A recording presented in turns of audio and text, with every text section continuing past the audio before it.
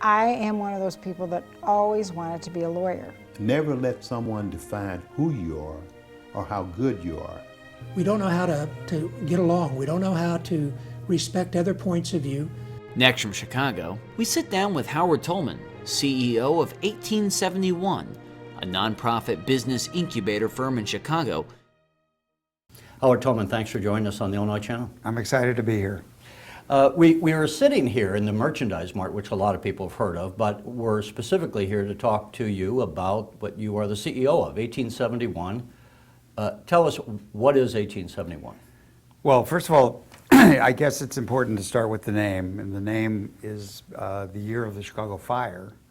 And when we were trying to figure out something that was descriptive and evocative, we came upon the name 1871 because post the fire, half the city was rebuilt. It was the beginning of a real renaissance in everything to do with the city. And today we would say that technology, and specifically what goes on at 1871, is driving that kind of re-envisioning of what the city can be and how important a role technology is going to play in the city going forward. And what is the vision? I mean, So the vision is, we think of ourselves as a factory to build businesses that are going to, in turn, create jobs. We're a nonprofit, but we've built this ecosystem of everything you could imagine: companies, entrepreneurs, universities, venture capitalists, schools, incubators, accelerators, technology partners, mentors, all of that coming together in one place, and there's probably no place like it in the world. So how old are you now? So we're almost 4 years old. And I'm 70 years old. well, 1871, you're a young 70-year-old, let me Thanks. tell you. Thanks. But what success have you had with this approach? Well, so it depends on how you measure success, obviously, but we measure it by the creation of value, by the creation of jobs, by the amount of investment capital attracted into the city. So we've created around 3,500 jobs through new businesses. We've raised almost $100 million. We've had companies sold for probably $50 million in the aggregate. And we've generated literally probably 200 graduate companies that have gone on or continue to grow within 1871 since we started.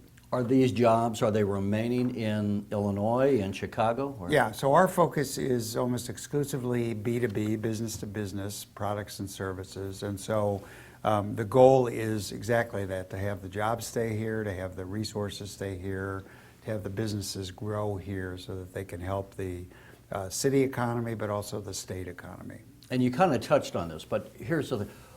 What are you providing to these young entrepreneurs? I imagine they're young, maybe, but what are you providing to the entrepreneurs and to these ideas to make them come to fruition that wasn't there before you started 1871? Well, so first of all, they're not young exclusively. So we have 4 buckets, I would say. So we have young entrepreneurs, we have serial entrepreneurs, and those can be people 50, 60, whatever, who have concluded that until they determine that their new idea has legs, why would they go commit to an expensive piece of real estate or build a business that they might end up shutting down? So serial entrepreneurs. The third bucket, career changers, people that have done something and now want to do something substantially different.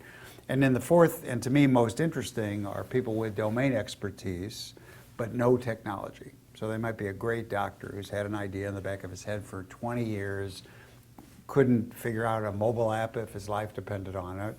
So we do a lot of marrying of those kinds of folks with domain expertise, institutional knowledge, things like that, with young technologists, and that spawns a huge number of the companies that are here. But on average, the largest single cohort of companies here are people with more than 14 years experience running businesses. So pretty experienced, group overall. So as an incubator, you give them... So to answer your question now, we've built an ecosystem that includes access to mentors for these young companies, access to technology, access to funding, access to education, access to customers, and all of that, and then international and global access as well. All of those are components of what it takes to build a successful business today. How many businesses, and what I'm getting at is, how do you decide who gets to come to the incubator? So we have about 425 businesses here now. We have about 140,000 square feet of space. About 1,600 people a day come, and about 20,000 people a month come to 1871. This year we'll do about 1,000 events, so the volume of people that come through here is enormous. About 350 workshops. We have almost 900 mentors that work with the companies on a volunteer basis. This year they'll do about 7,200 hours of one-on-one coaching for the companies. Is that volunteer, by the way? Or Yeah, they're all volunteers. They're all volunteers, but they're high-level guys who want to, and women who want to give back. So very significant access to people that startups would never have an opportunity to get in front of, and the companies love it because they get to look over the horizon. They get to see what the future is going to look like in their industry. The companies here, the member companies, love it because these are people who know what they're talking about, are prospective customers, and really are here for the right reasons. And they also become occasionally investors and everything else as well. But the way we process people into 1871 is to sort of test their business idea in a pretty straightforward fashion. It's like, are you going to save me time? Are you going to save me money? Are you going to increase my productivity? Are you going to make me a better decision maker? Or are you building the cure for no known disease and the greatest software never sold? Okay, and those we just as soon be developed somewhere else.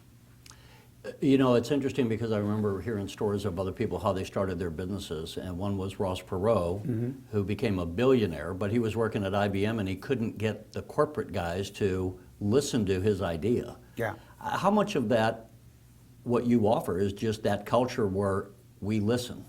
Well, I think we do listen, but I think that we also work with big companies, and we provide access for them to new technology, to new thinking, to innovation, to disruptive change. And we've been very successful at doing that with a lot of big companies where they know that their own people, you know, this is an interesting sort of old cliche that the people that cause the problem are unlikely to be the ones to fix it. Yeah. They know that. They know that their IT people are principally engaged in bandaging the work that they've done, and they're very loath to throw it away. And the new technology world is literally you build new solutions over the top of the old stuff, and then you absolutely discard the historical code. But only when it works and only when it can be maintained by a bunch of people. You know, we just had the state in here. This is really scary. About 24% of the state's IT people are now eligible for retirement. And if they leave, I don't know who's going to run the state. And all that institutional knowledge will leave with them. Some of these systems that they are administering and maintaining are 10 and 20 years old. It has to be changed. You know, not that the state can afford it, but it has to be changed. So that's a big area that we work with companies that are using systems that cannot for much longer be dependent on the sort of the anecdotal wisdom of individuals who have just been around there for a long time. In fact, we interviewed Comptroller Leslie Munger, and we had talked about how some of the computers she was using was like 25 years old. Absolutely. And the software was Cobalt, and they don't have people to write the code anymore. Right. Is it common also to find that in the corporate realm? Yeah. Oh yeah. Yeah. I think the the airlines reservation systems are about on average 28, 30 years old. Wow. Yeah. Now, we all know the example. In fact, as I sit here, there's a Cisco system phone in front of me, and that started, as I recall the story, out in California on a college campus. There's any number of companies in the last 20 years, whether it's Cisco, Apple, YouTube, we can go on down the line, that have just changed the world. Yeah. Are you, knowing what you know of these 400-something companies that you currently have, are there any that you can name them or not, but I mean, that are just so groundbreaking that they could be another one of these game changers? You know, I think we have a few that are going to change individual industries. We have some folks working in transportation, in travel, in cybersecurity. And those are substantial technologies that eventually, whether it's our guys or some other group of guys that come up with the solution is coming, and those industries will no longer be able to perform the way they used to. I mean, Cisco is a perfect example. They're desperately trying to get out of being an equipment provider. They want to sell services. They want to sell software, support in the cloud, telepresence, video conferencing, anything but iron. And so that's the way so much of the world is going, to software and to sort of non-physical objects. In the hierarchy of economies, is that the future? Do you imagine for America? I mean, I saw something recently where, again, manufacturing in Illinois has gone down. We used to be a very heavy industrial society in World War II. And Yeah. made things, and now very few of us actually make something. No, I don't think that's necessarily a good outcome, but I think that's the way the world is, that we've lost a lot of industries. I mean, we lost the steel industry, the copier industry. We think that automotive, excuse me, is going to be radically changed, that kids don't want to own anything, but they certainly don't want to own cars. And Uber and some of these other things that are shifting transportation from an object to a service, to a unit of transportation, if you will, are going to be very radical. I mean, one Uber car represents about 7 private vehicles. GM would tell you, they don't like to say this out loud, but this week is the new auto show in Detroit, that within the next, let's say, decade, self-driving cars will replace about 250,000 cab drivers. Wow. That's a serious, serious displacement. And of those who maybe don't have a lot the of lower other skilled alternatives. jobs are going away. Exactly. How much do Exactly. you, again, on technology, and you're obviously attuned to technology, do you worry about what are we going to do with those people in the United States economy that are low skill? Well, I think, we have 3 visions in this country. We have a vision of the upcoming folks who we hope need and are being trained in digital skills. That seems to me to be happening not because of the schools, but in spite of the schools. The kids are learning digital technology. They have more technology at home than they see in school. That's a shame, but at least the education is happening, and there's nobody who can go to a cocktail party and not hear about a 3-year-old trying to swipe the screen of the TV set, and so we know that's happening. Okay, the middle group of people who are unfortunately sort of doomed to work with their hands and sell their services sort of by the hour, that's a problem. That's going to be a serious dislocation in terms of the economy. But the bigger problem is the people who are presently employed but underskilled. And if the corporations don't sort of figure out a solution for upscaling just about everybody between 36 and 55 and giving them digital skills, then what will happen is those people will be let go. They'll be replaced by people who are 10, 15 years younger, much less expensive, by the way.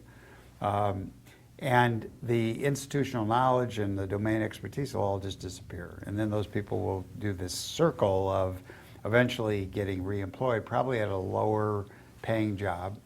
And they may or may not make a pit stop to get some more education. I think the biggest issue is whether and which corporations are going to figure out how to do upskilling of their existing workforce, because you've got them and it's very costly to get them, and you do much better to upskill them.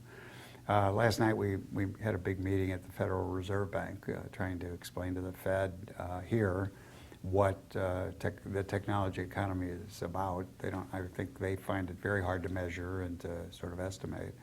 And one of the things that came up is 2 of the companies that were there talked about hiring good people and then training them, investing in training. And we've let a lot of that go by the boards. We've let a lot of training just not be done anymore. Whereas, we have this fantasy that you can go out and hire the perfect trained person, but what they're saying is it's so hard to get people with the right attitude, with the right motivation, that they'd rather invest in training them than spend $1 zillion and hours and years looking for people who are the perfect fit.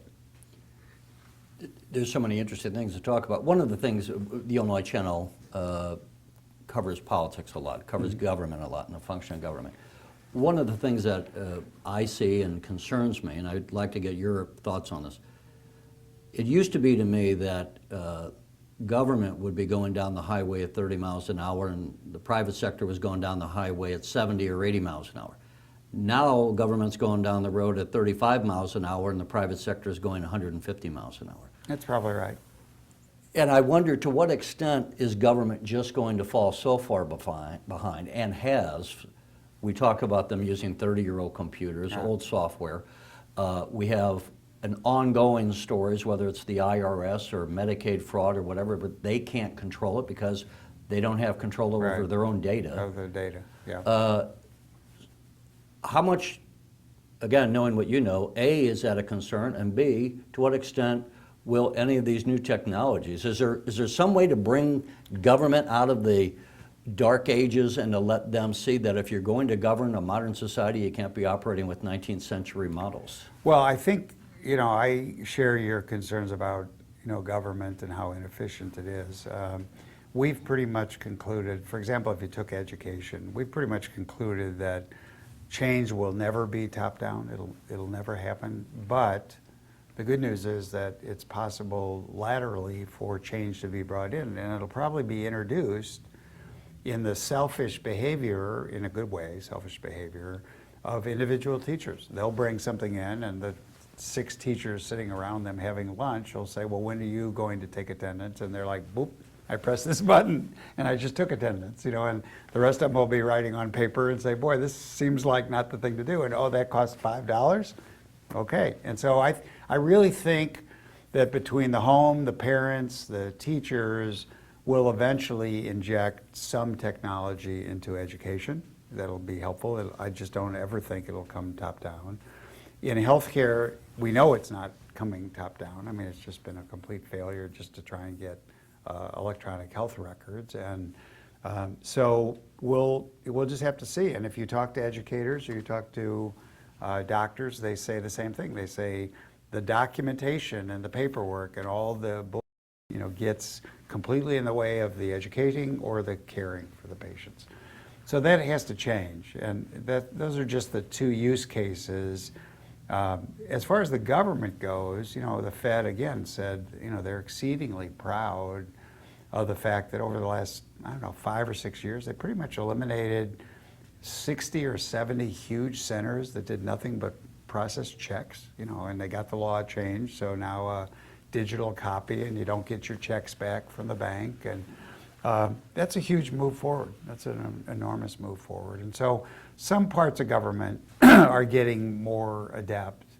And some of that is driven by the fact that they will go out of business if they can't compete with the private sector. I think the post office, for example, has really been awakened by the competitive services, and the post office does a very good job in about the 20 or 30% of this country that the private sector will never serve. They don't want to serve it.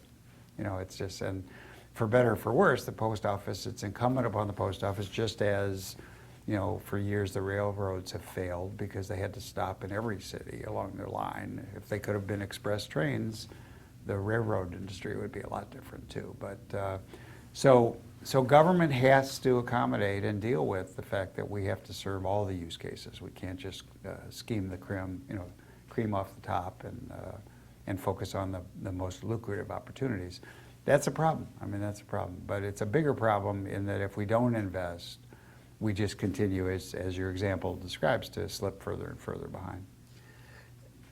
By the way, I have to say that the real threat is that dictatorships like China, which don't have all of this competitive confusion and everything else, they're doing a really good job in some areas of technology that we'll never catch up with.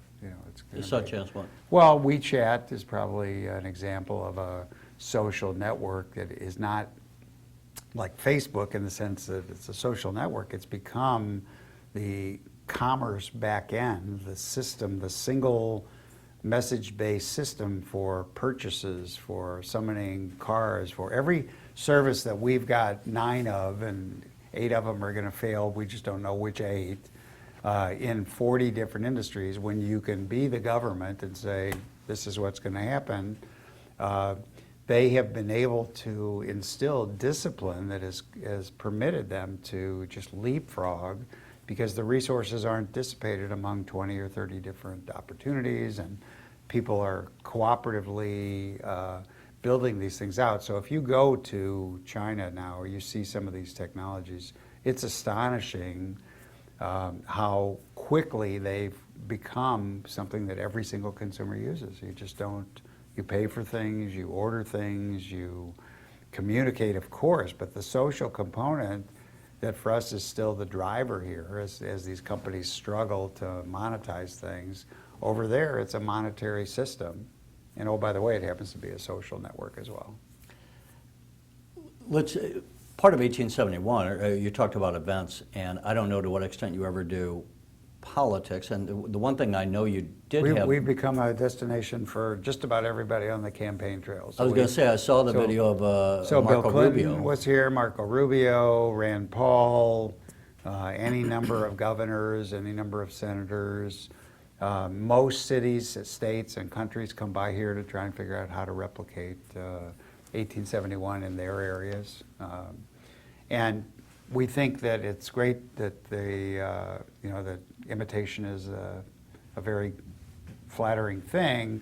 We think they don't quite understand how hard it is to do it, and how much just the challenge of having 7 universities here working in the same space, sharing resources and things is... They normally don't like to cooperate with each other. Not at all. How are you getting, what universities, and how are you getting them to cooperate? Well, so Northwestern is here, University of Chicago, University of Illinois, IIT, Loyola, DePaul, DeVry, Northern Illinois University. Did I miss any? I think that's about it. And they cooperate because it's in their interest to check off 3 boxes: startups, entrepreneurship, and innovation. And so we have their undergraduates here, we have their graduates here, we have their MBA programs here, we have their venture arms, we have their centers. Some of them are trying to build their own innovation, efforts and things. But the biggest thing is they understand that in the world of the university, if 0 is this idea, and 10 is the commercial delivery of a product or service, in the university world, it maxes out at about 5. And at about 5, what's going on is that the lab has been refunded, and the paper has been published, and God forbid that the professor has to go out to the real world now and turn that invention into a product or service. And so they do a lot of throwing those ideas over the transom here to young, eager marketers and people that will try to turn some of these things into real business opportunities. So it's pretty exciting. And first of all, something maybe I should have said earlier on. Tell us a bit about yourself. Who is Howard Tullman, and how did you end up being where you are now? Well, so I'm an entrepreneur. I've been an entrepreneur for about 50 years and worked on probably a dozen businesses. I'm an investor, I'm an educator, I'm a writer, but over the last 10 years or so, we've been focused on education in particular. So we built and moved to Goose Island, Kendall College, and we built a system to train 4th, 5th, and 6th graders in science and in business. Then we built a school called Tribeca Flashpoint Media Arts Academy. And then the mayor and the governors asked me to come and sort of take over the management and the growth of 1871. And so that's how I got here. Was this started at all with the government? This So sounds like the kind of thing a Department of Commerce would do. Well, DECO was a provider of some of the construction financing originally, and which was great. I mean, you needed 2 things. You needed someone to guarantee a multi-year lease in a building like this. It's a very conservative building, and betting on hundreds of startups wasn't, like in their profile. So the government provided some construction financing, and the second generation, this space, which we call 2.0, was financed again by partially by a government grant. And 3.0, which is the new space, is being done all on our own dime with no state or city support. So the state was instrumental in helping us build the facility, but it's very instructive that it's just how difficult it is to pull this off. And I'll give you the New York example. So about 2.5 years ago, New York announced a new campaign. You probably saw some of the ads. If you move to New York, if you move your business to New York, you wouldn't have to pay taxes for 10 years. It was like a $28 million ad campaign. And because the state auditors don't like the state governor, they audited that campaign for results. And as I told you, we've created about 3,500, maybe 4,000 jobs now in a bunch of different businesses. Their $28 million expenditure, according to the New York State Auditor, generated about 76 jobs. Wow. And the difference between our 4 or 5 million that we spent to build 150,000 square feet of space and their 28 million is we've got the space and they've got nothing, from that campaign. So it's very hard to do. You have to have a whole system and a whole approach around the context in which everything goes on and also the content. And as I say, we spend a great deal of every day helping to make the company successful. It's really our only agenda. It's very pure in that sense. We have venture capital guys here, we have investors, we have entrepreneurs, but we're Switzerland. And that permits you to do things that if you were investing and trying to pick only the best horse or only this or that, you would look like a million other guys who were trying to do that, none of whom bats much more than 300, Time's always short and we could talk for hours. Sure. It's fascinating. But tell us a little bit. Obviously, like let's say the investors, they want to get a return on their investment. But to what extent are they also motivated, would you say, and I don't know, I don't want to put words in your mouth, Yeah. but I mean, to what extent is there that idea that we also want to be creative and creating, I've done oil painting in the past, I've run a business. I found, which I didn't know, that running a business was as creative as doing an Sure. oil painting. Sure. To what extent are people, do you find these investors motivated by that? I don't think the investors want to be creative. I think the investors have only two desires. One is they don't even mind losing their money as long as they don't do it alone. And I think that they want to get a return on their money if they can. That's the business they're in. They're not, very few of these people, we do have one group of what we call impact investors. And one of our hardest journeys has been to convince them that investing in something that has a socially good impact turns out to be not a bad investment from a return perspective either. They do just as well. In some areas, some women-owned businesses do better than comparable businesses run by men. So there are other objectives that can enter into the calculations about what you want to do and what you want to accomplish. But having said that, the principal focus, and we say this all the time, you can't serve like 16 different masters, right? So people walk in here and say, well, how come you're not developing curriculum for kindergartners about being a business person? Well, that's not central to our mission, which is really job creation and company creation. So I think that the answer is that creativity is not a part of the investor equation, but it's certainly a critical part of what goes on here every day, which is that entrepreneurs see the exact same things that everybody else has seen, and they develop new and different approaches. And as often as not, they're successful. The question is whether they ultimately generate serious value and economic benefit. That's another sort of gating factor. We really do say to people, we'd like you to be passionate about something that's going to make a difference. We don't really want people that just come in and say, I want to make a lot of money, I want to build something, I don't really care what it is. This is too hard a job to have that be your motive. When you, for all the guidance and support you give these new companies, do you have a measurement on how many are succeeding and how many are failing? Yeah, so we have, with Accenture, we've developed a whole up or out, sort of methodology around every 6 months. We weigh the progress of each of the companies on and against agreed upon metrics, which they agree to. And if they're not progressing, we talk to them once around, one cycle around pivoting or adjusting their approach or whatever. And then we basically sit down with them and tell them that their baby is ugly, or that we explain opportunity cost, I guess is the easiest way to say that. And that's really what we do. We say to them that, this is not a productive way to spend your time or our resources. And a lot of them shift. Some of them say, my idea wasn't great, but this is how I want to spend my life. So they attach themselves to some of the other companies here. And so the average size of the companies here continues to grow. Very few people leave. Very few people leave. And it's sort of like the Hotel California. You can check in, but you can never leave. They literally will be here, and sometimes you don't know which business they're working for. And that's particularly true because when you build this organic environment of talent, everybody's got a need for a great programmer. Everybody's looking for a great marketer. And if that person wanted to do it on their own, more power to them. But if they didn't, we don't want to lose that asset. We don't want to lose that resource to the overall system.